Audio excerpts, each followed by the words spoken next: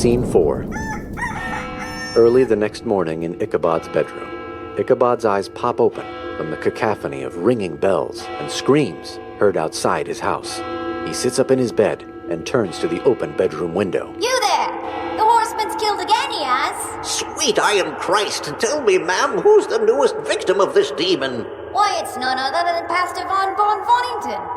The devil's work to take the life of the most pious among us. There will be no iron sermon from the iron altar on this morning, I'm afraid. Might just go back to bed, actually. You speak iron blasphemy, you wicked man. Oh, man. Nice to get a Sunday off sometimes, you know. Ichabod throws off his blankets and runs in unmatched stockings to the window. He leans out of the window over the street. You there!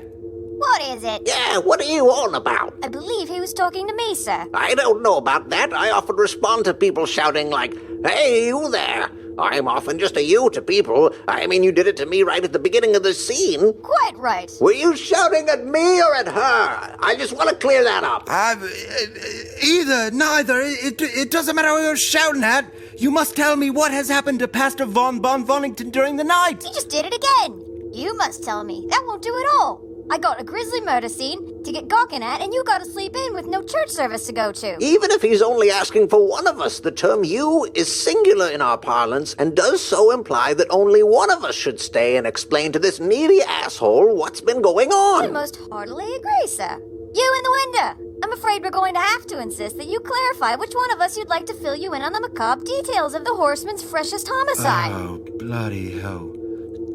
Time is of the essence. I must know at once. I'm afraid we're going to have to stand firm in our demand that you signify which one of us you'd like to stick around. If it helps you ascertain a decision on the matter, this kind woman was filling me in on the matter, so she's probably the wiser of the two choices. Boy, that's very kind of you to say that. Don't mention it. Find the woman, then. That's my cue. Enjoy the rest of your day, ma'am. The man on the street skips off to enjoy an afternoon of napping and toiling away on his first novel. Woman, tell me what has happened to our town's pastoral representative, please. Loosen up your resting trousers. I have a name, you know. But I've no time to learn it. You must tell me at once what you know so that I may get to the crime scene before it is disturbed. It's Hattie. Hattie Lennox LaFontaine. A right proper Victorian name it is.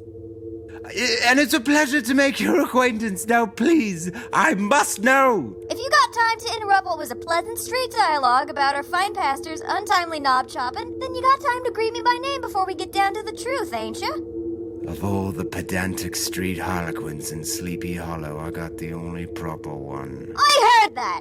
Just because you're an aloof dingle-moppet still living in the 1700s, it don't give you any right to use such sexist, non-gender-neutral phrasing to insult me under your breath. I ain't no harlequin, friend. I am a dignified street multi-cobbler. If you need shoes or a blueberry cobbler, I am an expert in both. Please allow me to set this conversation back on a more comfortable foot for you, then. Hello, Hattie Lennox LaFontaine.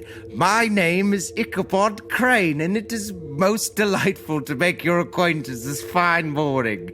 My apologies for delaying you and gossiping at the fringes of such a tantalizing new murder. If I might have a moment of your time before you jaunt over and wallow with the townsfolk in the salacious particulars of our newest crime. Pleased to meet you, Ichabod Crane. Would you like to know what happened to Pastor von Vonington during the night? Oh, yes, my goodness, that would be most helpful, thank you. Well, to my knowledge, I was up about minding my own business when this screaming loony fellow ran by saying that the pastor had been good and locked. So I ran past your window, screaming much the same. And here we are. An uneasy pause fills the air. Ichabod waits for the woman to say more, but she continues to nod in lieu of further words. Is that it? Yep. Hope that helps you fill in the blanks.